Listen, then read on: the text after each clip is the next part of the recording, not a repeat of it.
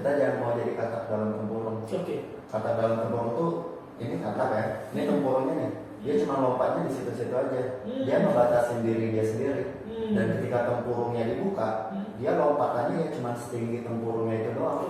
Padahal kalau tempurungnya itu kita lepas, orang bisa lompat setinggi ini. Bebas.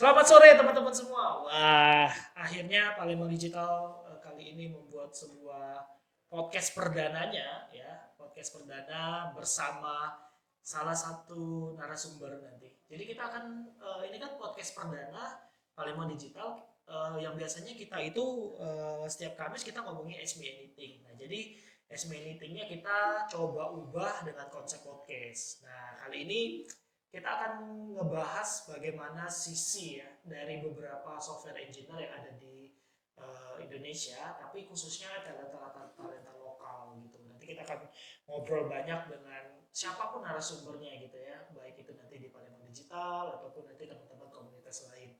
Artinya teman-teman jangan lupa nanti like, subscribe, dan komen di YouTube-nya Palembang Digital ya. Nanti banyak sekali inspiratif yang akan mengulas sisi lain dari seorang software engineer yang ada di Palembang Digital. Baik itu nanti dia digital marketing ataupun apapun itu, kita akan mengulas bagaimana perjalanannya mereka dari nol mungkin sampai sekarang mereka meraih kesuksesan di bidangnya masing-masing seperti itu. Nah, kali ini sore ini saya ditemanin seorang anak muda ya, ganteng, masih jomblo ya. Nanti kita akan ngebahas banyak lah dari sisi sosok narasumber ini gitu ya. Teman-teman mungkin kalau sudah lihat videonya mungkin teman-teman penasaran ini siapa sih, dan kayaknya pernah lihat waktu di jalan atau sering ikut webinar, mungkin beliau muncul di webinarnya teman-teman. Saya bersama Arif Ramansyah. Wah, apa kabar ya? Alhamdulillah sehat aja Bapak. Alhamdulillah, puji Tuhan baik. Kita sebelumnya saya mengucapkan terima kasih dulu. Ya. Arif ini sebenarnya base-nya di Singapura ya? Iya, kerja di Singapura. Di Singapura, di Gojek Singapura. Nanti kita akan cerita tentang Arif. Tapi kebetulan lagi di Palembang, kita culik dulu untuk episode pertamanya tentang Ask Me Anything Palembang Digital ya. Nah, Arif, kita akan ngebahas bukan soal engineering, bukan juga soal bagaimana buat machine learning, tapi kita ngebahas sosok pribadinya Arif Ramansyah. Dari mulai titik nol sampai dengan saat ini. Ya, nanti pengalaman-pengalamannya kita ceritain di sini. Nah, kenalan dulu. Mungkin teman-teman di sini belum kenal kan, belum tahu gitu. Silakan Arif, kenalan dulu. Halo semuanya, thanks for having me here. Yes. Nama saya Arif Ramansyah, biasa dipanggil Arif. Saat ini kerja sebagai machine learning engineer di Gojek Singapura. Karena ini lagi pandemi, jadi kemarin sempat pulang sejak bulan Juni di Palembang. Oke. Jadi 6 bulan udah di sini. Udah 6 bulan di sini ya. Kangen Singapura? Lumayan sih. Lumayan sih. Oke, Rip, kita mau ngebahas dulu, nanti kita akan tanya soal Gojeknya. Tapi kita ngomongin dulu sosok Arif dari tamat SMA lah ya. Kalau dari tamat SD mungkin terlalu lama, nanti bosan orang nontonnya gitu ya. Atau boleh lah sekilas kecilnya Arif itu apakah emang suka komputer atau apa gitu ya. Nah, Arif boleh dong cerita kenapa dari awal memutuskan untuk terjun ke dunia software engineering atau programmer, atau silakan diceritakan awalnya seperti apa. Kita mulai dari pertama kali dapat komputer dulu. Yes. Waktu itu kelas 5 SD, ingat banget, dan komputernya itu masih komputer lama yang CPU-nya itu CPU tidur. Oh, oke. Terus Pentium-nya itu Pentium 2, Windows 95. Oh, masih lama banget. Lama banget, dan waktu itu pernah, aku nggak tahu kenapa, bahasa Palembang ya, tiba-tiba tuh desktopnya tuh hilang. Icon-iconnya. Ternyata kan waktu itu ada yang klik kanan hide desktop icon kayak gitu. Nah itu aku nggak ngerti, bahasa Inggris pun nggak ngerti sama sekali. Nah tapi untung ada om yang ngebantuin, dan juga ada tetangga juga yang suka ngebantuin. Nah di sini mulai pertama kali kenal komputer, dan akhirnya install game. Jadi main komputer tuh ya main game pertama kalinya. Itu tahun berapa itu? Itu tahun 2004, 2003, 2004. 2004 ya. Berapa umurnya kira-kira? Itu umur 10 tahun pasti. Ketahuan ya, jadi tahun berapa lahirnya ya. Oke, 10 tahun udah main komputer. akhirnya kan masuk SMP, dan pas SMP itu akhirnya udah komputernya udah agak mending, udah agak bagus, gamenya juga lebih agak bagus lah. Tapi belum ada internet waktu itu, jadi mainnya ke warnet. Itu hampir tiap hari main ke warnet. Jadi main pas SMP itu main pertama itu Ayo Dance, terus ada main RF, terus akhirnya main Dota. Terus pertanyaannya, komputer yang dibeli di rumah itu gak dimainin? Dimainin, tapi jarang. Dan juga di rumah tuh cuma ada satu komputer, dan itu mainnya tuh nggak bisa terus-terusan karena dimarahin orang tua sama dimarahin kakak. Oke, jadi itu maksudnya siapa yang mengenalin Arif? Itu kan tadi taunya komputer tuh, tiba-tiba mainnya di warnet, ada internet. Yang kenalin Arif soal internet dan warnet siapa? Itu teman sekolah. Oh, teman sekolah. Alumni mana sih? SMP-nya SMP 9. SMP 9 Palembang ya. SMP 9. Jadi zaman-zaman SMP itu pertama kali main internet yang main Friendster, kalau tahu itu kayak Facebook, Instagram pada zamannya lah. Kita edit halaman di situ. Itu ada belajar HTML sedikit gitu tapi nggak ngerti. Dan main internet itu ya tahu deh anak-anak SMP itu. Jadi zaman SMP warnet itu kan ngajak warnet gitu. Mainnya Friendster gitu ya. Friendster dan beberapa website lainnya. Tahu lah, Bang Jo. Lo main Friendster juga main games dong. Ya gitu ya. Terus berjalannya waktu. Terus pada ini aku ingat banget, dan sudah itu hampir sempat kecanduan internet main Dota. Dota 1. Sampai sekarang pasti masih. Sampai sekarang masih. Tapi aku ingat banget titik balik itu pas SMA. Itu aku sampai cabut les. Sampai bilangnya ke orang tua les, padahal nggak les kan. Dan baliknya pun maghrib. Bolos. Akhirnya digari oleh ibu. Nyesel nggak? Enggak sih. Enggak nyeselnya karena dicari oleh ibu. Jadi ibu tuh nyariin ke warnet, tapi aku tuh udah pulang. Jadi kayak di sinetron itu kan, aku diangkat pulang, ibu nyariin ke itu, jadi nggak jodoh. Nah pas sampai rumah baru ibu marah besar. Kamu tuh mau jadi apa? Anak cowok satu-satunya. Ini tobat pas gitu. Kamu berapa saudara? 4 saudara, anak kedua cowok sendiri. Jadi nah, akhirnya itu titik balik di situ. Jadi yaudah deh mau benar-benar belajar gitu. Itu SMP ya? SMA kelas 2. SMA kelas 2. Oke. Terus ketika dimarahin dan menjadi titik balik kamu ya, untuk mulai ketika dibilangin kamu mau jadi apa? Anak laki-laki sendirian gitu ya. Terus apa yang membuat kamu, aduh kayaknya saya harus benar-benar berubah nih. Bukan memanfaatkan komputer atau warnet, itu kayaknya harus benar-benar gitu. Itu apa yang membuat kamu jadi itu karena pas ibu marah itu ibu juga nangis kan. Karena jadi harapan gitu. Kalau bos jauh kan ya biasa kan. Kalau ibu itu lumayan protektif kan, anaknya lumayan maksain belajar, kita harus sungguh-sungguh kayak gitu kan. Jadi itu the power of ya ibu lah ya. Power of love ya. Oke. Ini menarik teman-teman. Ini mungkin saya garis bawah ya. Jadi kawan-kawan kalau orang tuanya, khususnya emak ya, kalau udah ngomong gitu ya, kamu tuh harusnya gini-gini, jangan dilawan. Ya harus didengarin. Itu benar itu. Benar ya. Nanti kita tanya tuh, kenapa ketika ibu ngomong terus lo berubah gitu, karena ada nasihat gitu ya. Terus lanjutinnya apa yang terjadi selanjutnya itu? Setelah itu jadi berkurang dotanya sama lesnya lebih benar. Makanya kan udah ngerasa juga kan, itu udah mau kelas 3 terus mau kuliahnya mau kemana itu masih nggak tahu. Sama kayak teman-teman adik-adik yang masih SMA yang nggak tahu mau kuliah kemana, saya juga ngerasain itu. Dan salah satu faktor yang menentukan mau kuliah di mana itu ibu termasuk. Jadi sempat pas kelas 3 mau nyari jurusan apa itu tuh sempat ada berantem sedikit tuh sama ayah. Kamu mau kuliah di mana? Kan udah dapat di sini, kenapa enggak di situ? Terus aku bilang enggak yakin, maunya tuh pas SMA tuh mau masuk STAN gitu. Nah tapi STAN itu waktu pada zamannya tuh belum ada pembukaan, belum ada penerimaan mahasiswa baru. Nah, akhirnya ibu yang encourage, ya udah diunsi aja teknik informatika. Jadi ketika lo titik balik lo benar-benar belajar, lo nulis benar-benar, tapi tetap main game kan? Tapi sedikit. At least nggak sampai bolos gitu. Kalau sebelumnya bolos, jangan bolos tuh teman-teman. Selanjutnya terus lo nggak jadi STAN karena belum pembukaan, dipilihlah Unsri. Nah, Unsri itu kan luas ya, banyak sekali fakultas gitu ya. Kan paling orang tuh kan, kalau dulu saya kecil mungkin pengennya jadi dokter gitu, jadi pilot gitu. Tapi kan kuliahnya harus kedokteran. Nah kok seorang Arif Ramansyah gitu yang apa karena hobi main warnet terus ya udahlah masuk ke kuliah komputer lah gitu? Atau karena apa? Itu lebih karena suka komputer.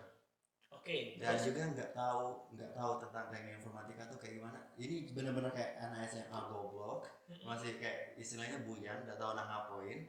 Aku juga kayak gitu. Jadi kayak milih jurusan tuh kira-kira apa yang bakalan aku sukain, dan pas sudah lulus kerjanya bagus. Terus pertanyaannya, lo kan taunya komputer tuh, lo tuh dari mana sih bahwa teknik informatika itu tuh komputer sebenarnya? Itu karena fakultas ilmu komputer. Ya, jadi kan lihat fakultas ilmu komputer ada tiga jurusan: sistem informasi, sistem komputer, teknik informatika. Nah, teknik informatika itu karena keren aja gitu, karena ada tekniknya kan di depannya. Padahal nggak tahu itu ngapain. Taunya itu lulus kerja di IT. Taunya IT kayak gitu. Nanti pas lulus pokoknya IT itu enak ada kerjanya, bisa di mana-mana aja kan. IT butuh banget, booming banget. Itu 5 tahun. Itu 10 tahun yang lalu, 2011 aku masuk kuliah. Itu booming banget dan ternyata betul sampai sekarang. Kamu dapat isunya itu dari mana bahwa IT itu? Dari teman-teman. Dan juga dari guru les. Tapi kamu enggak, maksudnya bukan karena ikut-ikutan teman masuk ilmu komputer lo ikut-ikut kan? Enggak. Cuman karena memang perjalanan hidup lo dari SMP ke SMA itu main komputer. Terus lihat Fasilkom ya, hasil fakultas ya ilmu komputer, terus lo masuk ke komputer. Iya, sama kemarin itu sempat mikir aku mau buat game. Karena suka nge-game, jadi pengen buat game juga. Taunya jadi kerja di IT, nanti belajar buat game, udah itu aja motivasinya. Itu motivasinya. Iya, bahkan pas ditanya oleh teman les, Rip, kalau lulus kuliah IT, nah ngapain? Aku jawabnya, nah buka warnet. Saya aku bahkan aku dimarahin oleh kawan-kawan, ngapain kau kuliah susah-susah terus buka warnet gitu. Karena aku mikirnya, wah enak nih buka warnet kan, kan duitnya masuk juga, aku juga bisa main game terus kan. Gitu. Menarik. Jadi ini teman-teman ya, jadi dari SMP ke SMA main warnet, ibu marahin gitu ya. Perjalanannya berubah haluan, benar-benar belajar, lulus masuk Unsri, lihat tulisan komputer, masuk ke ilmu komputer. Tapi motivasinya adalah buka warnet gitu ya. Dan pokoknya mau buat game aja lah gitu, intinya masuk komputer mau buat game. Oke, that's right. Ketika ketika kuliah gitu, ini banyak teman-teman mungkin kuliah Norton gitu. Apa yang lo rasain? Apakah sesuai dengan ekspektasi lo bahwa masuk ilmu komputer, teknik informatika bakal buat game, bakal jadi warnet, atau seperti apa? Pertama terkejut. Why? Terkejut, susahnya kuliah pas awal-awal. Jadi teknik informatika itu kan kita belajar pemrograman. Pemrograman itu adalah kayak gimana sih cara membuat aplikasi, cara membuat program. Nah, pada zaman itu tuh sumber-sumbernya tuh masih susah. Dan juga ada gap antara belajar di SMA sama belajar di kuliah tuh beda banget. Dosennya tuh lebih belak-belakan, lebih jujur, dan lebih nyuruh kita untuk belajar mandiri. Nah, itu masih ada terkejut deh pas semester awal. Terus IPK lo? IPK enggak, alhamdulillah. Karena mungkin lo tertolong oleh les tadi ya. Jadi mungkin gitu ya. Ada les juga, dan juga sempat nyambung juga dengan yang mode itu. Jadi semester pertama tuh setengah semester pertamanya yang agak meraba-raba, tapi pas di ujung semester 1 lumayan membantu tuh. Lumayan ada nyambung, ada koneknya. Gini tuh coding tuh.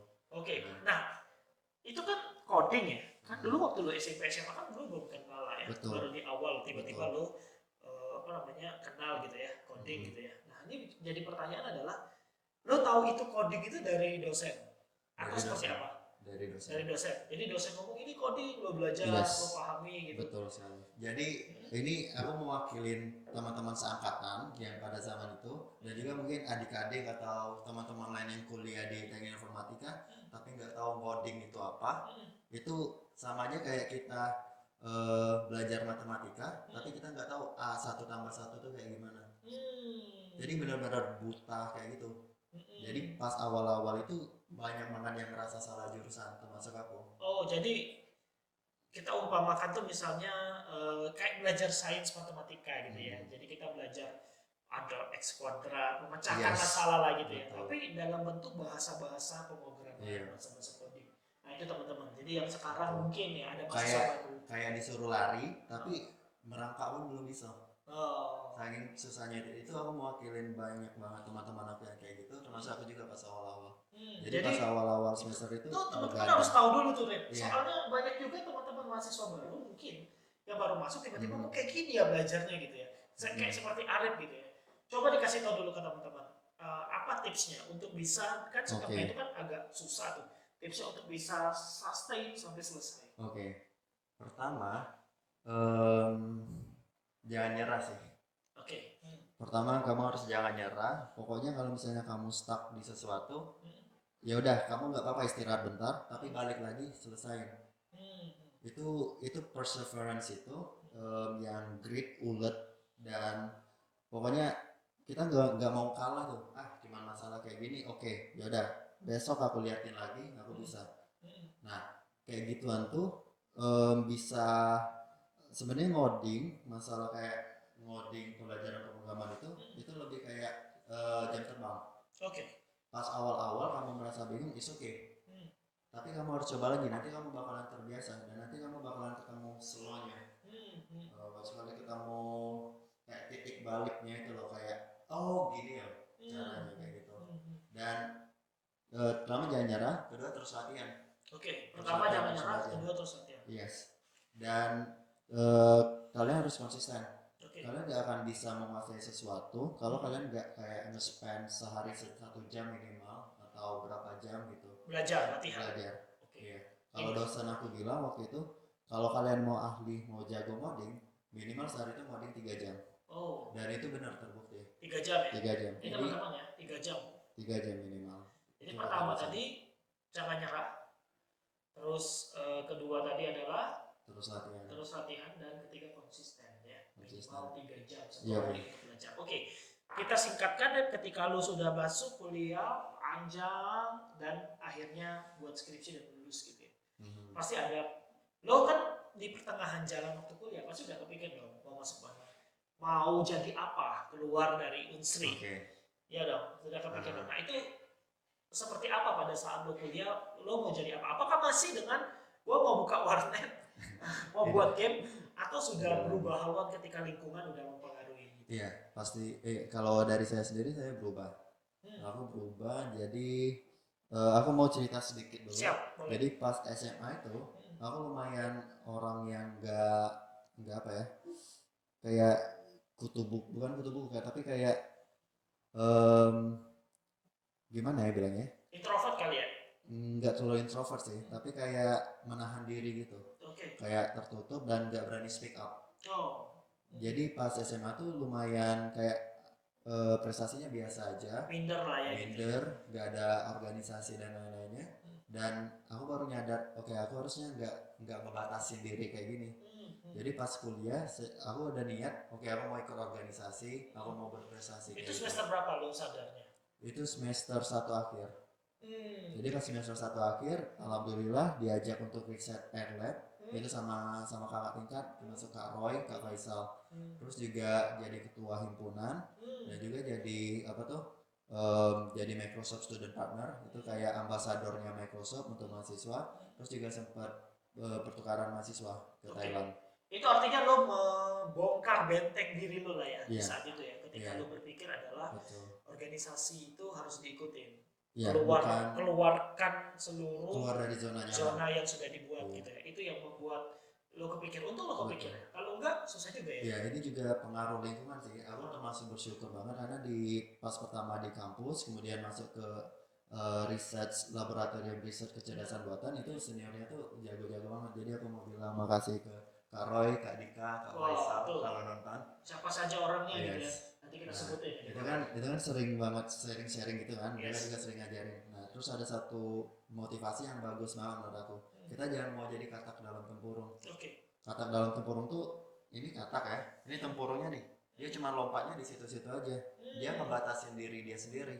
Dan ketika tempurungnya dibuka, dia lompatannya ya cuma setinggi tempurungnya itu doang. Padahal kalau tempurungnya itu kita lepas, kotaknya bisa lompat setinggi ini nih. Bebas ya. Tapi kalau ada tempurung, dia cuma rendah itu doang. Jadi jangan membatasi diri kita sendiri, dan apalagi dibatasin oleh orang lain. Gitu. Dan itu jadi kayak motivasi gitu untuk terus dan sempat jadi mahasiswa ambis jadi waktu itu. Jadi banyak sekali ya. Ini bagus nih buat teman-teman yang masih kuliah gitu ya. Ada juga mungkin yang introvert, yang dia minder gitu ya. Justru kalau teman-teman seperti itu membuat teman-teman itu dibentengi dengan zona-zonanya yang harusnya bisa kayak katak tadi, harusnya bisa lompatnya tinggi, tapi justru karena itu loncatnya rendah gitu. yaitu membatasi lah ya potensi Iya. diri yang kita punya gitu. Kalau nama kerennya tuh fixed mindset. Fixed mindset. Yes. Nanti teman-teman silahkan searching sendiri, cari tahu, belajar sendiri. Oke. Itu sesi yang lo ngebongkar diri lo untuk keluar dari zona lo. Dari situ lo udah mulai berubah, masuk ke organisasi, terus dari organisasi lingkungan pasti mempengaruhi. Iya. Nah di saat itu apa yang lo pikirin ketika gua mau selesai kuliah, gua kemana nih? Udah kepikiran? Atau justru seperti teman-teman kan banyak ya, sudah kalau selesai kuliah nanti lah pikirin, yang penting selesai kuliah dulu. Itu gimana? Oke. Pas mau ujung-ujung kuliah tuh ada dilema gitu ya. Yes. Jadi kayak mau lanjut S2 atau mau kerja. Nah pas kerja sendiri juga ada pilihannya. Mau kerja kayak di perusahaan yang udah besar, corporate kayak BUMN, kayak bank atau BUMD atau yang lainnya, atau ikut startup. Atau ada lagi pilihan lainnya, yaitu buat startup sendiri. Nah kemarin tuh jadi ada kayak 4 option itu kan, jadi S2, BUMN, startup, atau buat startup sendiri. 4 hal ini. Satu-satu kita bahas. Satu-satu. Kenapa nggak masuk ke S2. Ke BUMN? BUMN ini. S2 dulu ya, S2 dulu ya. S2 ini somehow kemarin tuh aku merasa pengen dapetin dunia kerja dulu. Dan ngerasa aduh duitnya nggak ada. Pengennya S2 tuh beasiswa kan. Dan juga mikirnya beasiswa tuh bakalan bagus kalau ada pengalaman kerja. Gitu kan, udah 20 tahun lebih hidup di Palembang, terus kuliah juga numpang hidup sama orang tua kan. Jadinya nanti aja deh mau S2 nya mau duit sendiri dan pengen keluar kan. Tereliminasi lah. Tereliminasi. Masuk ke kerja dibagi menjadi beberapa bagian tadi. Tapi ke corporate BUMN dulu. Pertamanya dulu yang sebelumnya primadona kamu sebenarnya di mana? Corporate, perusahaan, atau startup tadi? Startup. Memang di startup. Jadi pas di ujung-ujung kuliah semester akhir tahun terakhir, aku sempat membuat startup juga sama teman. Jadi tadi masih ada pemilihan belum mau kerja di startup ya. Jadi buat startup dulu. Jadi buat startup dulu. Pas tahun terakhir itu sempat ada project juga sama ini sistem ngebuat sistem informasi untuk PPDS-nya Unsri di Muhammadiyah. Dan ya itu selesai, tapi setelah itu kayaknya ngerasa aduh kita kurang banget pengalaman nih. Dari aku sendiri juga harus ada banyak banget yang bisa diintrospeksi, harus diimprove. Jadi aku mikir aku harus kerja dulu biar ada pengalaman, biar tahu gimana ngebangun perusahaan sendiri. Terus lo selesai startup lo? Masuk akhirnya ada 2 pilihan nih, BUMN atau startup. Nah alhamdulillah juga pas kemarin itu sekitar bulan Juli 2015 ada dua lowongan pekerjaan tuh, ada 2 interview jalan bersama. Satu BRI, Bank Rakyat Indonesia, itu kan ya lumayan partneran sama Unsri. Nah jadi dia dan melaksanakan interview di kampus tuh. Nah iseng-iseng aku apply juga. Nah di waktu yang bersamaan dari Tokopedia juga HR-nya ada approach aku kirim email. Sebentar, ada BRI, ada Tokopedia. Lo tahu bahwa Tokopedia bukaan dong? Itu tahunya karena HR-nya nge-email. Itu juga aku masih mahasiswa dan masih ngerjain tugas akhir. HR-nya yang nge-email lo dapat dari kampus. Gimana? HR-nya Tokopedia nge-email lo kan? Yes. Atau nge-email kasih tahu bahwa lagi buka? Email lo pribadi. Taunya dari kampus? Atau dari mana? Enggak, pas aku nanya sama HR-nya itu tuh dia nemu dari Stack Overflow kayak gitu. Ini menarik. HR company gede, Tokopedia tahun 2015 sudah lumayan gede loh, karena 2009 ya William gabung ya. Nah ini lo berarti buat Stack Overflow ya gitu, komen-komen gitu ya, buat solusi-solusi juga atau gimana? Di Stack Overflow nggak terlalu aktif, tapi somehow di Stack Overflow itu nge-link ke website pribadi aku, ada email aku juga, terus ada GitHub juga gitu. Lo berarti di tahun 2015 itu lo udah main GitHub? Udah. Lo udah buat website pribadi? Itu pakai itu blog pribadi gitu. Project lo kasih tahu di situ? Ada di situ, ada posting. Itu yang membuat HR company-nya Tokopedia manggil lo. Kok bisa seorang Arif Ramansyah memikirkan membuat project-project itu masuk ke dalam website? Kan nggak kepikiran oleh mahasiswa. Nah itu lo ceritain. Ini tips juga nih. Terima kasih Kak Jo. Jadi pas aku kuliah kan ada tugas tuh dari dosen biasanya. Ada tugas kayak ngebuat aplikasi, sempat juga disuruh buat games. Nah yang kayak gituan aku upload di website pribadi. Jadi ada linknya ini loh. Ini aku membuat ini loh, kalian bisa download di sini. Itu di blog pribadi, itu jadi portfolio kita. Padahal itu tugasnya dosen lo buat masukin ke situ ya. Iya. Oke. Itu lumayan lempar batu, dua pulau terlewati. Tepung nyamuk, dua nyamuk ya langsung lah ya maksudnya. Terus seluruh project lo masukin ke situ. Nah, pas awal-awal kuliah tuh belum terlalu ngerti GitHub kan, jadi nggak terlalu dipublish di sana. Nah, tapi akhirnya pas setelah itu 2 tahun terakhir baru aktif di GitHub juga. Jadi kalau teman-teman ada project dari dosen atau project pribadi iseng-iseng, publish aja. Wow, ini tips juga nih ya. Teman-teman yang masih kuliah ya, waktu itu ada kuliah. Masih kuliah. Jadi tugas-tugasnya dosen itu jangan ngeluh ya. Yeah. Kan kebanyakan ngeluh, dosen dikasih tugas terus. Atau kalau bahasa Palembangnya, pening kepala. Atau bahasa Palembangnya gitu. Justru tugas-tugasnya yang dikasih dosen itu bisa dimanfaatkan menjadi portofolio teman-teman. Betul. Dimasukkan di dalam sebuah wadah. Kalau sekarang gampang lah bikin website, gampang, udah canggih. Pakai drag drop juga bisa gitu. Kalau misalnya susah ya pakai jasa orang yang buat WordPress lah gitu ya. Betul. Tapi kalau somehow kalau teman-teman seorang programmer pasti bisa buat website lah. Kok semua orang masih belajar. Projectnya itu dimasukin ke situ. Nah mana tahu seperti Arif kejadiannya. Dipanggil HR-nya Tokopedia, ya gede, terus diajak masuk gitu, diajak join. Alhamdulillah. Itu latar belakangnya ya. Iya. Oke, kita balik lagi ke belakang. Lo dipanggil, tadi udah ya teman-teman tahu ya, kenapa Tokopedia bisa manggil Arif karena tadi cuman masukin semua tugas-tugas di dalam satu website yang pribadi. Itu dilirik oleh beberapa company. Nah, terus Tokopedia nge-email Arif. Aku mau tambah satu lagi. Siap. Itu kan yang berhasil di aku tuh, yang jalan di aku. Tapi kalau untuk sekarang 2020, salah satu cara untuk namanya ini apa ya? What you call it? Bukan menjual diri. Apa tuh namanya? Self branding. Personal branding. Iya, personal branding. Kalau aku personal branding 5 tahun yang lalu aku pakai blog pribadi, GitHub, Stack Overflow. Kalau yang personal branding zaman sekarang, kalian bisa ngebagusin LinkedIn kalian.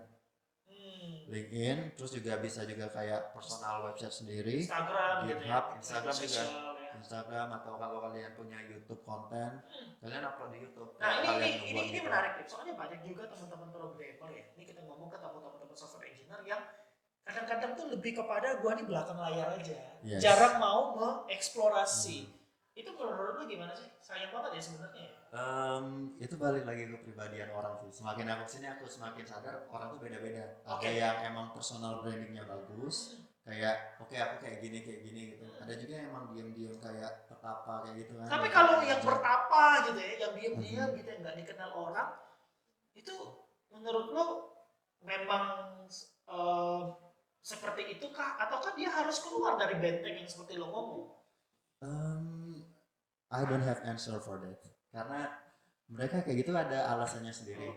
Dan mungkin mereka pas kayak itu karena mereka merasa cukup, ya udah deh nggak apa-apa deh, aku udah bisa kayak gini udah cukup nih. Nanti kalau aku mau keluar, mau turun gunung atau mau nyari kerja lain, baru mereka bakalan ngebagusin lagi branding sendiri atau menghubungi HR sendiri gitu. Artinya tidak memaksa ya. Setiap orang punya potential masing-masing. Nah, tapi saran aku untuk teman-teman mahasiswa, kalau bisa personal branding dari sekarang, dari sejak zaman kuliah, mulai posting tugas ke website atau ke GitHub, ikutin lomba, atau kalau ada video presentasi juga dibuatin ke YouTube, itu kan mudah banget nih sekarang nih. Jadi teman-teman mahasiswa personal branding kalau bisa dari sekarang.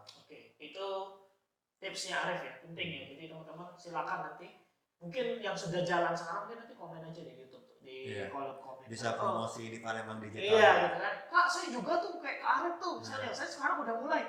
Oh keren tuh ya, nanti komen aja. Atau misalnya mau nanya Kak, gimana sih kita bisa upload itu, apa yang membuat mental atau apapun lah, bebas, kalian silakan tanya nanti di bawah. Next kita lanjut soal lo masukin Tokopedia dan BRI tadi. Terus lanjutannya gimana?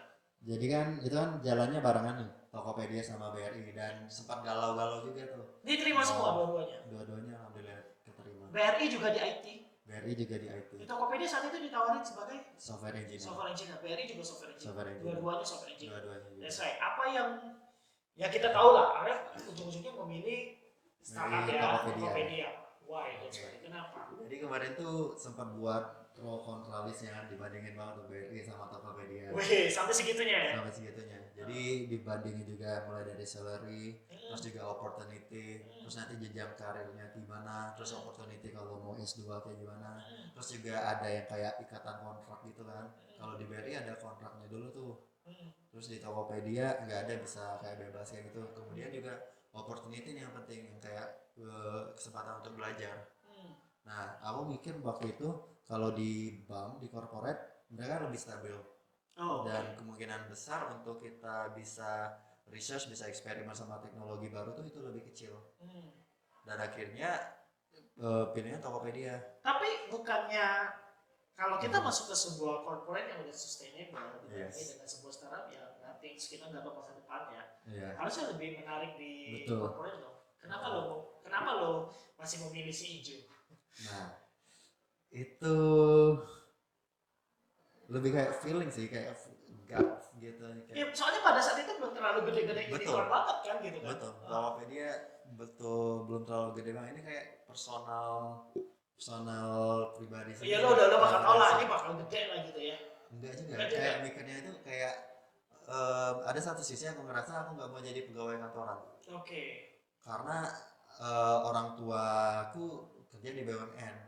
Dan kerja dari pagi sampai sore kayak gitu udah fix banget gitu kan. Udah bisa ngerawat lagi. Iya, kayak nanti di BRI segini lagi. Iya, kayaknya gitu. Kayak aku kayak masih ada jiwa memberontak, masih mau jiwa berkelana gitu kan. Kayak nggak mau settle di situ dulu.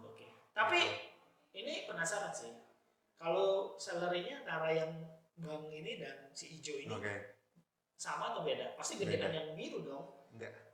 Gedean yang hijau. Gedean yang hijau. Itu tahun 2000, itu tahun 2015. Angkanya kepalanya aja.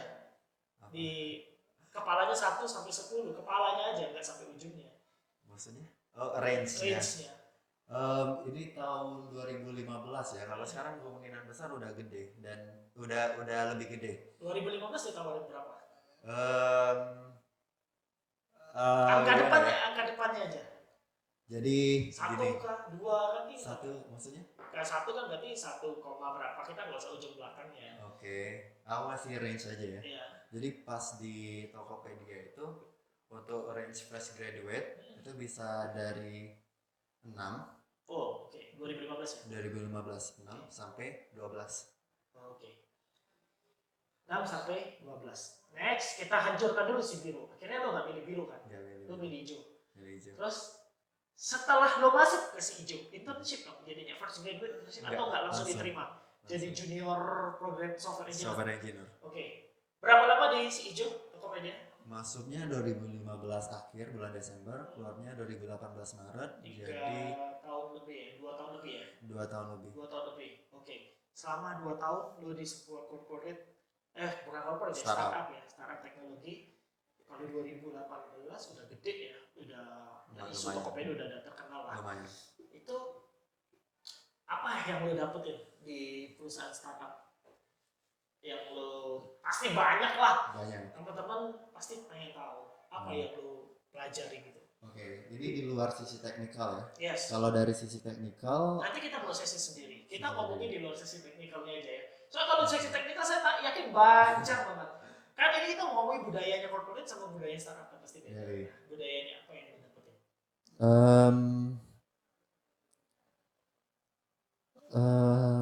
Satu yang terasa banget di startup itu, di Tokopedia, jangan takut gagal itu. Lo gagal dimarahin gak sih? Enggak dimarahin. Terus ada mentor nggak di situ? Ada mentor, tech lead. Nah ini mungkin jadi pertanyaan. Artinya lo dikasih bumbu-bumbu, lo berkarya aja gitu ya. Lo belajar dengan mentor lo gitu. Terus relate nggak apa yang lo pelajari di kampus dengan apa yang lo gabung jalan di sebuah startup? Relate sedikit. Relate berapa persen? Nggak sampai 50%. Kurang lebih 50% maksimal sih. Artinya lo punya capacity skill cuma sekitar 50% ya? Iya. Lo 50%-nya lagi gimana lo belajar? Itu belajar sendiri. Dan startup itu lebih agile, cepat banget. Jadi kita buat feature itu kayak cuman waktu 2 minggu atau 1 bulan udah rilis. Dan karena aku di tim payment kan software engineer ngurusin duit lah ya. Ngurusin duit. Dan akhirnya malah partneran lagi sama Bank BRI. Kan Tokopedia kan ada integrasi bisa bayar lewat Bank BRI, BRI Pay dan bank-bank lainnya kan. Dan itu jadi aku merasa kalau di bank kayak gini loh. Kalau mereka mau buat perubahan prosesnya kayak gini, karena sempat ngobrol juga sama mereka. Artinya lo belajar banyak hal sektor juga di situ ya. Betul. Jadi maksudnya bukan hanya soal startupnya ya, tapi integrasi the whole bank business. juga sektor-sektor itu lo belajarin juga ya. Dapat di situ ya. Iya, jadi itu juga opportunity di startup karena perusahaannya masih kecil. Jadi kita walaupun di satu tim, karena aku di tim payment, jadi aku bisa sentuhan sama tim financialnya, fintechnya, terus juga tim operationnya, terus ada tim logistiknya juga, terus ada tim untuk yang kayak pembayaran digital dan lain-lainnya gitu. Jadi kita beneran ngerasa the bigger picture. Kita melihat jadi the whole company work like this loh. Ini menarik nih. Aku tadi mikirnya gini, seandainya lo gak ngebongkar benteng lo yang lo cerita bahwa diri lo harus keluar dari zona lo. Mungkin lo masuk ke Tokopedia nggak mungkin ya, saya pikir mungkin kecil banget ya kemungkinannya. Nah, ini pertanyaannya adalah lo sadarin nggak sih ketika lo keluar dari zona itu, lo masuk ke Tokopedia, lo tuh dapat hasilnya di situ gitu. Iya. Gimana tuh ceritanya? Jadi maksud pertanyaannya adalah lo baru sadar, lo pernah nggak kepikir, seandainya ya aku nggak masuk organisasi, nggak masuk ke community, mungkin aku nggak bisa berbaur, nggak bisa ini. Itu gimana? Pernah nggak mikirin itu? Pernah banget. Jadi di Tokopedia itu kan ada, kalau biasanya di startup itu ada kayak value, ada culture-nya, ada kayak DNA-nya gitu kan. Nah di Tokopedia itu sendiri ada yang namanya grow mindset DNA-nya. Jadi kayak kultur Tokopedia, setiap karyawan Tokopedia itu harus punya grow mindset. Grow mindset itu adalah kebalikan dari fixed mindset yang aku jelasin tadi. Jadi yang grow mindset itulah yang kodok keluar dari tempurung. Itu grow mindset. Lo terpakai ya artinya dari yang lo di kuliah dibilang itu terpakai di situ ya. Iya, jadi aku lihat ini loh grow mindset gitu. Nah, jadi pas sudah masuk ke kerja itu Tokopedia, aku melihat banget orang-orang di sana itu mereka tuh kayak melihat kesalahan jadi opportunity untuk improve. Dan mereka nggak takut salah jadinya. Nah ini yang aku sebenarnya walaupun aku sedang kuliah mau coba keluar dari gitu, pas masuk Tokopedia baru merasa banget benar yang aku lakuin selama ini. Jadi kita jangan takut salah, walaupun mungkin untuk nyampe titik itu aku juga masih agak kesusahan. Karena ya emang karena dari kecil kita selalu merasa kayak mendem diri sendiri gitu, kayak takut salah, nggak berani ngomong. Nah akhirnya keluar banget jadinya di situ. Ini tadi gua ngebayangin kalau seandainya saja seorang Arif Ramansyah nggak keluar dari zonanya, nggak ikut community, maka lo nggak akan bisa mengikutin semua yang ada di startup gitu ya. Jadi buat teman-teman yang harusnya yang baru mahasiswa baru atau apapun gitu, harusnya gabung ke sebuah komunitas, belajar di komunitas gitu. Contohnya di Palembang Digital, teman-teman bisa banyak belajar hal kok di situ sama mentor-mentor dan lain sebagainya. Kita lanjut ya, ini segmen terakhir. Artinya lo udah banyak pelajaran lah di sebuah Tokopedia. Terus tiba-tiba lo pasti ada alasan dong keluar dari Tokopedia. Apakah karena salary atau karena apa, gue nggak tahu. Ini kan penasaran dari hijaunya sini kan Tokopedia 2018 sudah lumayan gede gitu ya. Tiba-tiba lo mau keluar, loncat ke Gojek hijaunya. Itu ceritanya gimana? Karena apa? Jadi sejak kuliah tuh sebenarnya pengen banget keluar negeri lagi. Kan waktu itu sempat pertukaran mahasiswa ke Thailand dan jadi ada kayak exposure.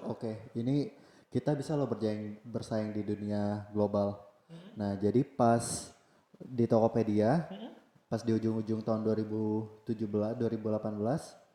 aku tuh pengen nyoba pembuktian diri, pengen bersaing di luar negeri. Jadi aku pengen nggak keluar dari Tokopedia tapi keluar dari Indonesia. Jadi lo keluar itu bukan karena lo mau loncat ke startup yang lain, tapi karena lo mau go internasional lah, kalimatnya gitu. Go internasional. Terus apa yang lo lakuin ketika itu? Jadi waktu itu karena masih belum banyak pengalaman tentang gimana apply ke internasional, jadi aku mainnya tuh brute force. Jadi aku apply ke banyak tempat sekaligus gitu, kayak nyebar CV kayak gitu kan. Jadi itu gimana caranya? Jadi ada dari LinkedIn. Dari LinkedIn kan sekarang enak banget tuh. Kita bisa nyari perusahaan apa, terus opportunity job pekerjaannya apa aja gitu. Jadi kita langsung apply di situ. Bisa apply pakai akun LinkedIn, bisa juga apply pakai CV kita. Oke. Dan juga lewat LinkedIn tuh kalau kita punya profil di sana, kita bisa buat option kalau kita tuh sedang mencari pekerjaan. Oh. Nah, jadi nanti HR itu atau orang-orang bisa tahu, oh ini orangnya lagi nyari gawe nih. Jadi kerja, bisa dikontak kita langsung oleh mereka. Terus dari sebanyak lo yang lo sebar, berapa banyak yang manggil lo? Gak ada. Lumayan sih, lumayan ada banyak yang manggil, kayak dari 20 nyebar itu kayak nggak sampai setengah sih, kayak 8 lanjut ke interview tapi akhirnya gagal. Terus lo gagal kan? Pasti sedih dong. Sedih banget. Sedih. Dan apalagi waktu itu pernah berhasil ya, tapi terkendala visa. Lo sempat kepikir nggak saat itu ya? Ini kendala visa, terus wawancara gagal, lo sempat kepikir nggak ini kayaknya bukan rezeki gue ada, gue skillnya belum sampai lah gitu. Iya, sempat. Jadi kayak ngerasa oke, kayaknya harus belajar lagi nih. Mungkin gitu ya. Iya, sempat dan gitu. Gimana lo buat ngancurin mindset yang seperti itu?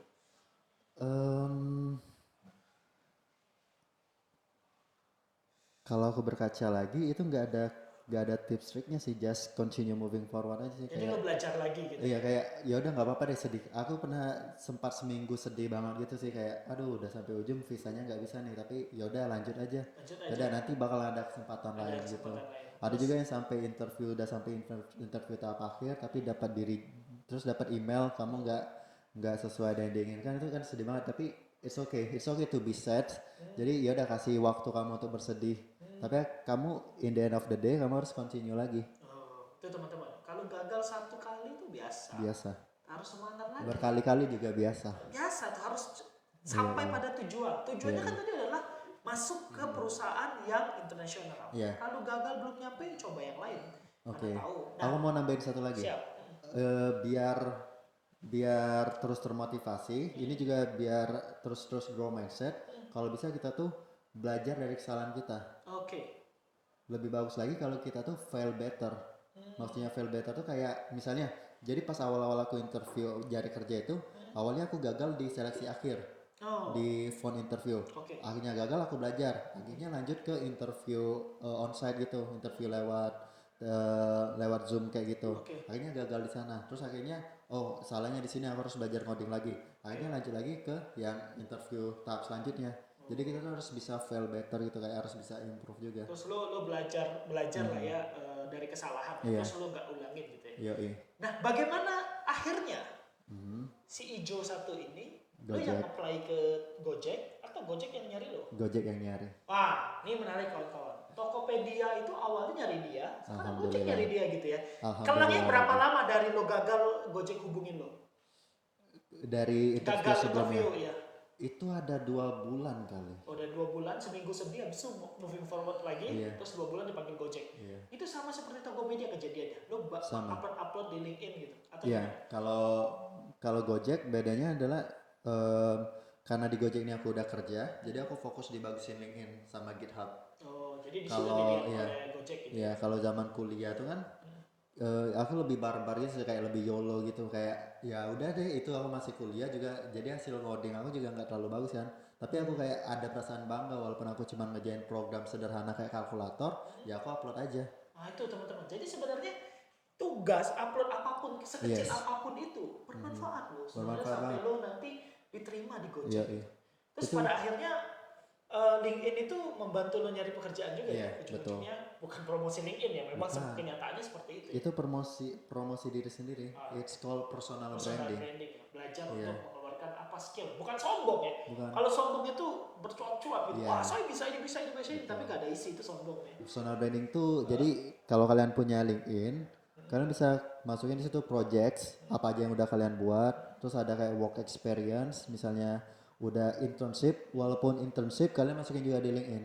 Jadi di internship itu kalian buat apa, kalian jelasin juga kerja sama berapa tim gitu, terus berapa bulan dan menghasilkan apa, masukin juga. Itu benar-benar berguna banget itu. Oke, menarik Rick. Akhirnya lo diterima di Gojek. Akhirnya mimpi lo sampai ke salah satu perusahaan, walaupun perusahaan dalam negeri, tapi kerjanya di Singapura. Di Singapura. Di internasional gitu ya. Selama lo sekarang udah berapa lama di Gojek? Masuknya 2018 Mei, jadi udah 2 tahun. 2 tahun setengah. Artinya culture-nya juga berbeda. Budaya kerja di Tokopedia juga berbeda. Beda. Lo di Singapura juga berbeda. Gimana lo menyesuaikan saat itu? Gabung di sebuah perusahaan yang di luar Indonesia dengan budaya yang berbeda. Gimana? Pertama tetap jadi diri sendiri sih. Walaupun emang culture negaranya beda, tapi secara culture organisasi ada Gojek berapa itu banyak negara di situ? Lo gabung sama di negara? Gojek itu ada dari UK, orang Inggris, dari India, banyak juga dari Amerika juga. Jadi ya dari Indonesia, Singapura, jadi lebih dari 5 negara di situ. Wah, banyak ya. Jadi harus bisa Dari nyesuaiin. Europe juga ada. Tipsnya gimana nyesuaiinnya? Di luar negeri itu mereka lebih profesional. Jadi kayak mereka fokus di kerjaan ya fokus di kerjaan. Work life balance mereka sangat ngejaga itu. Jadi pada saat jam kerja mereka fokus banget kerja, di luar jam kerja mereka nggak akan ngubungin kita. Dan ketika mereka kerja di meeting atau di kerjaan di setiap saat mereka tuh bakalan candid. Candid tuh terus terang.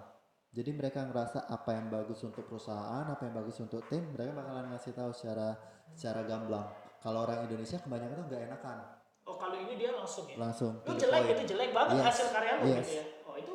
Dia, nah tapi nggak sekasar itu sih, kayak dia bilang have you consider this way, kayak kamu misalnya kita ngasih solusi A nih, terus dia bakalan mikir kamu udah mikirin kalau pakai solusi B kayak gimana? Oh, artinya dia bukan hanya kayak mencibir netizen, enggak, dia memberikan solutif lah ya. Ini lebih bagusnya gini gitu. Iya, nah secara gamblang tapi bukan kayak ngejaga perasaan. Ujung-ujungnya kan kita bilang ya udah deh nggak apa-apa pakai cara itu kan, tapi dia bakalan bilang kayaknya solusi ini lebih bagus loh. Tapi gitu. itu artinya lo belajar menerima ya? Iya. Jadinya belajar nerima sama belajar speak up lagi. Speak up. Beda kalau kita ngobrol sama teman kita orang Indonesia kan lebih enak nih. Ya, kayak bisa kayak bro gitu kan. Tolonglah gitu kan. Oh, di situ enggak, benar-benar harus profesional gitu. Kita harus speak up by data. Harus ada kayak problemnya apa, terus yang data-data yang mendukungnya apa gitu. Harus berdasarkan fakta juga. Terus? Jadi nggak bisa bawa perasaan gitu. Nah ini juga penting. Jangan mudah baper. Ini di perusahaan itu. Iya. Jangan mudah baper. Jadi software engineer itu paling banyak baper loh. Semuanya sih. Kalau udah masuk di karir, di pekerjaan, entah itu di BUMN, startup, dimanapun, jangan mudah baper. Jadi people come and go ya udah nggak apa-apa. Kamu juga nanti kalau kamu ngerasa cinta banget sama perusahaan itu dibatasin aja. Karena perusahaan itu bisa dengan mudah mengganti kita dan kita juga bisa dengan mudah mengganti perusahaan. Itu. Jangan iya. Jadi work life balance itu harus beneran dijaga. Lo punya personal diri, personal life, iya. Terus perusahaan juga punya kepentingan perusahaan kita kerja di perusahaan itu ya apa yang kita punya ya itu kita keluarin. Tapi ada juga kehidupan yang kita jalani di luar perusahaan. Betul. Ada orang yang maksudnya kerja tuh totalitas itu nggak masalah ya. Kita nggak ngomongin totalitas di sebuah perusahaan, tapi kadang hyper totalitas. Artinya wah ini semangat merdekanya, wah ini paling bagus ini. Mana tahu suatu saat perusahaan nendang lo gitu ya. Kita nggak ngajarin nggak totalitas orang ya, enggak. Tapi lo harus paham bahwa di sebuah perusahaan itu lo keluarin seluruh kemampuan lo, tapi lo juga ada kehidupan lain yang lo harus jalani gitu. Kita harus tahu kapan ngasih limit. Oke. Berapa lama lo bisa artinya beradaptasi dengan lingkungan yang begitu banyak perbedaan? 6 bulan deh. 6 bulan. 6 bulan tuh ya menurut aku kalau di perusahaan-perusahaan kan ada 3 bulan probation kan. 3 bulan probation itu cuma untuk lihat kinerja doang. Terus 6 bulan itu beneran waktu untuk kita beradaptasi, untuk tahu juga project, untuk tahu organisasi. Jadi 6 bulan. 6 bulan. Abis itu lo sudah terbiasa. Iya. Dan ini juga ada lumayan cerita lucu sih, aku sharing juga. Jadi pas awal-awal masuk Gojek itu kan bahasa Inggris tuh, dan aku juga masih improve bahasa Inggris kan pada itu. Jadi setiap kali meeting aku record. Jadi setelah selesai meeting, pas sambil kerja aku dengerin apa aja sih yang dia omongin gitu. Terus lo cari tahu, lo translate? Enggak. kadang-kadang kalau ada istilah yang nggak tahu. Tapi lo belajar juga kan dari belajar itu kan? Iya, ngerasa improve lah sedikit bahasa Inggris. 2 tahun lo habisin di Gojek, hidup lo ya gua tau lah. Dari kisah lo beli komputer, dimarahin ibu, berubah masuk ke ilmu komputer yang cuma ada tulisan komputer, membongkar diri lo seperti jangan katak dalam tempurung. meng-apply ke berbagai perusahaan sampai lu di Gojek saat ini. Seluruh pencapaian lu dari nol sampai saat ini, lu udah puas dengan apa yang lu dapat saat ini? Wow, this is really hard questions. Ini mungkin psikologikal. yes, karena tujuannya podcast ini adalah kita mau tahu kan, setiap orang tuh pasti menginspirasi. Kita nggak tahu habis kita orang dengar podcast kita adalah wah, gue mau sih kayak Kak Arif itu ini banget inspiratif gue. Nah ini penasaran, setelah lu pencapaian sebanyak ini, lu udah puas dengan apa yang lu dapat? Aku pernah jadi orang yang ambisius banget, yang kayak nggak pernah ngerasa puas, pengen terus-terusan. Kayak setahun lalu juga aku sempat coba apply lagi di luar dan sempat dapat di perusahaan di Europe. Tapi akhirnya aku cancel karena aku lebih milih di Singapura karena bisa lebih dekat sama orang tua. Dan juga setelah pandemik ini jadi lebih banyak retrospektif juga. Kesempatan lo ke Europe itu sebenarnya lebih gede ya? Kalau sekarang lebih gede. Aku merasa chance aku sekarang dengan pengalaman 2 tahun di Gojek dan Tokopedia, dan juga aku udah merasa belajar terus. Aku merasa ada chance untuk bisa ke Europe lagi. Artinya pertanyaan gua tadi, lo belum puas dong? Artinya belum lo puas. Aku masih pengen keluar lagi. Tetap keluar dari Asia gitu. Nah, aku merasa belum puas, tapi at the same time aku pengen jadi orang yang bersyukur. Itu yang susah sih. Yes, gua agak gampang sih. Jadi kita harus punya dua-duanya itu. Jangan pernah merasa cukup sama diri sendiri, tapi dalam waktu bersamaan kamu harus bisa merasa cukup, harus merasa bersyukur. Itu seperti bunglon ya. Bunglon itu artinya di posisi manapun tuh menyesuaikan. Iya. Ya agak sulit ketika kita puas terus kita bersyukur, itu nggak gampang. Karena kan pencapaian itu kan udah wah ini gua puas banget nih ini. Kadang-kadang orang lupa sehingga dia nggak bersyukur, itu nggak boleh banget ya. Artinya seorang sosok Arif Ramansyah ya, dari nol sampai sekarang itu ya tadi belum puas tapi bersyukur dan pengen go ke tempat yang lebih tinggi. Insyaallah. Wah ini udah 1 jam nggak terasa kita ngobrol. Banyak sisi hal yang mungkin teman-teman bisa belajar ya. Gua rangkum ya. Pertama adalah ini menurut pribadi gua ya, menilai lo. Artinya adalah titik balik lo itu ketika orang tua lo ngomong, ibu lo ngomong, itu yang membuat lo membongkar. Mau tambah satu lagi, keluarga sih nomor 1. Keluarga. Iya. Benar. Keluarga nomor 1. Kata orang itu keluarga perusahaan, ya keluarga dulu lah. Keluarga dulu. Ya itu the power of family ya. Keluarga lo yang membuat lo berubah sampai saat ini. Ibu lo terutama ya yang membuat lo berubah. Terus kedua adalah lo bongkar zona lo dari yang sangat minder, lo bongkar masuk ke organisasi yang mungkin lo belajar di situ. Beruntung lo ketemu mentor-mentor teman-temannya. Gua kenal juga ada Roy, ada Faisal, banyak teman-teman lo yang nge-support lo saat ini. Terus ketiga, lo belajar bagaimana lo bangun personal branding lo lewat lo bangun seluruh project lo di sebuah website. Terus dan keempat yang gue lihat adalah kegigihan, pantang menyerah lo ketika lo mau masuk ke dunia internasional, lo apply ke semuanya, sempat down tapi tetap up lagi dan sampai akhirnya lo di Gojek. Dan terakhir adalah yang gue suka adalah lo belum puas tapi lo bersyukur dan ingin lebih ke karir yang selanjutnya. Terakhir ya, seandainya ini ada orang tua lo nih ngomong nih di depan lo nih, yes, ini kan nggak pernah ya seorang Arif Ramansyah gitu ya. Apa yang lo mau sebutin kepada orang tua lo, mentor lo, siapapun ya yang membuat lo tuh berubah? Apa yang lo mau sampaikan ke mereka? Mereka pasti nonton, mana tahu mereka nonton. Silakan. Wow. Ini nggak ada di skrip. Nggak ada. Kita dari awal nggak ada skrip teman-teman. Pure semuanya. Gua mau tahu sosoknya Arif lebih dalam. Apa yang lo mau sampaikan ke ada ibu lo mungkin, apa siapa lo, teman-teman mentor-mentor yang membuat lo bisa berubah? First of all, terima kasih. Lu jangan nangis. Silakan. Aku tahu aku bukan orang yang mudah untuk diikutin. Kayak kadang bisa keras kepala kalau aku udah ngeset target bakalan follow itu. Dan juga susah dengerin orang, kayak misalnya udah sama pendirian sendiri mau go forward kayak gitu, kayak tapi mereka masih ngedukung dan masih percaya sama aku. Yes. Dan mereka berkorban sih, terutama ibu dan ayah. Dan sampai sekarang juga gimana ya? Mensupport lah ya. Eh, aku pengen kayak aku ngerasa udah cukup. Pada suatu titik aku udah ngerasa aku bisa support keluarga, tapi somehow at the same time kayak aku masih belum bisa ngebahagiain keluarga aku gitu. Ya, semua Kayak orang. ada beberapa hal yang belum bisa aku berikan ke orang tua dan untuk itu I'm sorry for that. Yes. Ya maaf tapi tolong bersabar. Ya one day ya, gua percaya kok dengan apa yang lo dapet, dengan kegigihan lo, one day lo bisa nyenengin orang tua ya, siapa ya apapun yang belum tercapai itu buat orang tua lo, buat mentor-mentor lo, teman-teman lo yang SMP yang dulu ngajakin lo ke warnet, yang bisa merubah hidup lo sampai hari ini.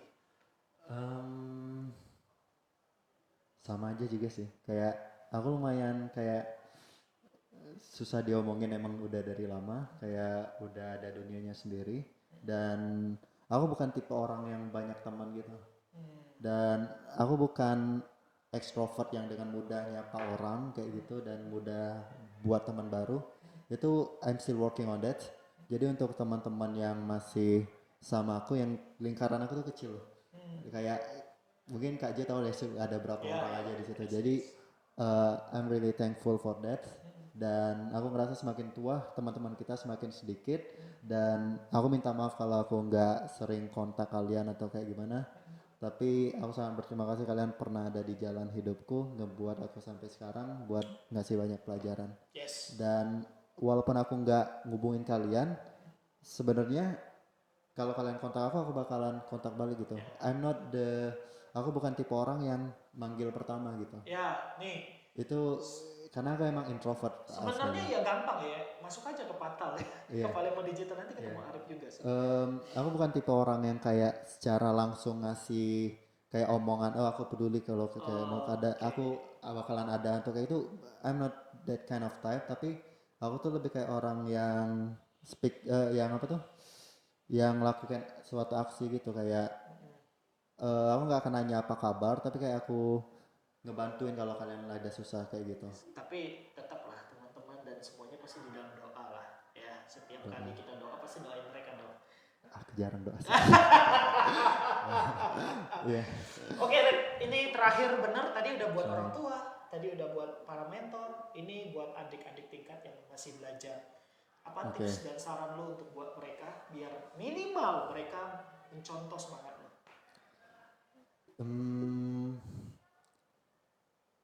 Buat adik-adik ini yang masih SMA, yang masih kuliah, jangan takut salah. Yes. Jangan takut kalian dimarahin karena berbuat salah. Yes. Jangan batasin diri kalian sendiri. Itu karena itu adalah diri aku yang lalu, yang 10 tahun, beberapa tahun yang lalu. Kalian jangan mau dibatasin sama keterbatasan kalian sendiri. Kayak kalian tuh sebenarnya bisa mencapai apa yang kalian tuju kalau kalian sungguh-sungguh. Aku ngerasain banget itu waktu itu tuh. Jadi beberapa orang bilang kamu tuh nggak akan bisa berubah, Rik. Kamu tuh akan bakalan tetap kayak gitu, nggak akan berubah. Tapi akhirnya dengan usaha, aku beneran berubah. Actually I don't want to say it ya, tapi aku mau cerita pas SMA tuh kenapa aku minder, karena suara aku tuh kayak cewek. Jadi suaraku baru pecah pas mau lulus SMA. Jadi suara aku yang sekarang kayak gini itu tuh pas baru lulus SMA. Jadi pas SMA tuh suara kayak cewek kayak halo kayak gitu. Itu yang buat lo minder. Itu buat aku minder. Lo gak berani ngomong. Itu aku jadi gak berani speak up. Jadi aku kalau disuruh bahasa Indonesia, bahasa Inggris ngomong di depan kelas takut banget. Dan aku baru ini jadi pas ujung-ujung SMA aku beneran mau berusaha mecahin suara. Jadi aku teriak gede-gede. Kalau misalnya berenang atau mandi, nyemplungin muka ke bak mandi, teriak gitu, bener. Terus pas malam mau tidur aku kompres, terus minum madu, lemon kayak gitu-gituan. Akhirnya pecah pas ujung itu. Itu dan buat lo juga pecah dari itu buat aku nyadar aku ngapain selama ini kayak menyerah sama keterbatasan gitu. Jadi kalian bisa berubah, kalian bisa mencapai tujuan yang kalian mau dan jangan sampai mau dibatasin oleh keterbatasan kalian sendiri. Wah, thank you Rick. Ini kisahnya yang luar biasa ya buat kita ya. 1 jam teman-teman. Nanti teman-teman silakan cerita ya. Nggak terasa 1 jam tapi kita ngobrolin banyak hal dari sosoknya Arif Ramansyah gitu ya. Thank you banget Rif udah datang di episode pertamanya Ask Me Anything Palembang Digital ya. Di YouTube-nya nanti kita tayangin. Nah teman-teman terima kasih. Nanti teman-teman silakan komen apapun yang mau nanya-nanya ke Arif gimana sih bangun personal branding lewat LinkedIn dan lain sebagainya. Silakan saja. Nanti kita akan coba bales ya di YouTube-nya kita. Terus juga kita akan coba mengajak teman-teman untuk berkomunikasi lewat komunitas Palembang Digital. Nah, buat teman-teman yang belum gabung di komunitas Palembang Digital, silakan gabung di komunitas Palembang Digital. Ada Arif Ramansyah di sana, ada teman-teman yang lain lah yang teman-teman bisa belajar, berkontribusi, sharing lewat program-programnya yang kita punya gitu. Nah, thank you banget ya buat Arif Ramansyah sekali lagi buat waktunya. Next kita akan ngebahas yang lain lagi ya. Dan mentor-mentornya akan kita panggil juga ke sini untuk ngobrolin soal itu. Teman-teman jangan lupa nantikan terus ya Ask Me Anything programnya akan kita tayangkan setiap hari Kamis. Setiap hari Kamis jam 7 malam akan kita selalu tayangkan podcastnya Palembang Digital Ask Me Anything di YouTube kesayangan kita yaitu Palembang_Digital. Kalau yang mau gabung silakan kunjungi palembangdigital.org. Nah ini penting banget buat teman-teman yang punya startup, buat teman-teman yang menjadi organisasi yang mau berkolaborasi dengan kita. Ini startupnya startup lokal Palembang ya, apapun itu produk digital, silakan join ke Palembang Digital. Kita ada page-nya tentang startup lokal, kita lagi ngumpulin database-nya, potensial produk-produk digital asli Sumatera Selatan untuk kita tunjukkan bahwa Sumatera Selatan ini punya banyak sekali produk digital yang talenta-talentanya nggak kalah. Kayak Arif ini orang Palembang go ke Singapura gitu. Nah teman-teman silakan daftarkan di Palembang Digital. Kunjungi saja palembangdigital.org atau di Instagramnya kita palembang_digital atau teman-teman bisa follow ya atau di YouTube channelnya kita palembang_digital. Terima kasih Rep, sampai ketemu di Ask Me Anything selanjutnya teman-teman semua. Sampai jumpa dan selamat sore dan tetap semangat. Semangat.